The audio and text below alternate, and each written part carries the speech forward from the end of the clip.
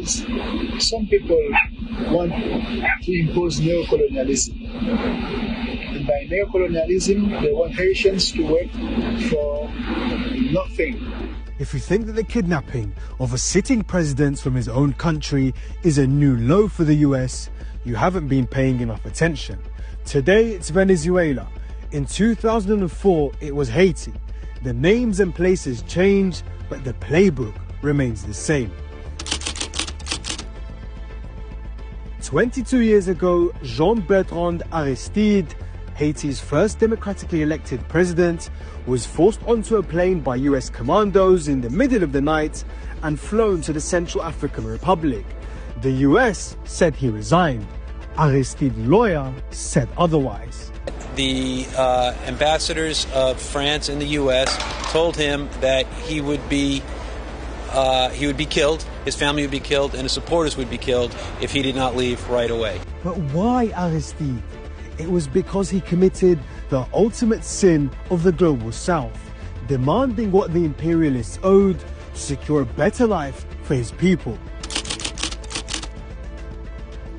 Due to his anti-elite rhetoric, some viewed Jean-Bertrand Aristide as a modern Toussaint Louverture, the icon who led the Haitian Revolution of the 18th century, which was the world's first successful slave revolt. The European empires were worried that this would inspire resistance across the world, so they refused to recognize an independent Haiti. But France did, only in exchange for Haiti to pay back the money France lost due to the abolition of slavery. It was called indemnity. In other words, white slave owners were paid reparations for losing to the revolutionary Africans. Over a century later, President Aristide declared that France extorted 21 billion from Haiti and demanded its payment so that Haiti could build schools, healthcare, water systems and roads. This led the French to put a target on Aristide's back, and it wasn't long before the Americans would come circling. If I have full security and I enjoy it and I feel comfortable, while people don't have food, I will be disturbed. To enrich American businesses, the US wanted to flood Haiti with subsidized Miami rice that crippled Haiti's domestic production. But Aristide had other ideas in order to feed his country. Let's just remember that Haitians have a country which cannot produce food enough for 10 million people.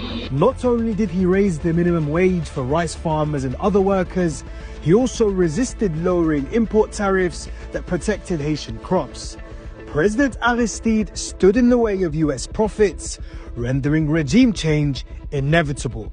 Look at what happened. 7 years ago, the coup happened, but the Haitian people never give up.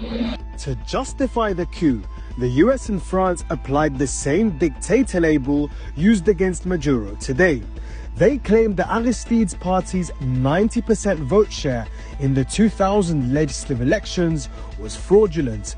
They weaponized the local media, owned by the billionaire elite, to vilify a man whose crime was building schools and hospitals for the poor. Financial institutions controlled by the West drowned Haiti in debt. Forcing the Aristide government to pay back loans given to former Haitian dictator Jean-Claude Duvalier was illegal, but that did not stop the US and other Western governments, who also blocked Haiti's aid payments and imposed an embargo on the country. The parallels between the kidnapping of Aristide and Maduro are that both presidents, in a show of sovereignty, refused to pander to US commercial interests. The difference, however, was that in Haiti, the imperial resource grab was sugar-coated in the language of democracy and human rights. But in the case of Venezuela, they're not even trying to hide it anymore. When I left, Venezuela was ready to collapse. We would have taken it over. We would have gotten all that oil. It would have been right next door.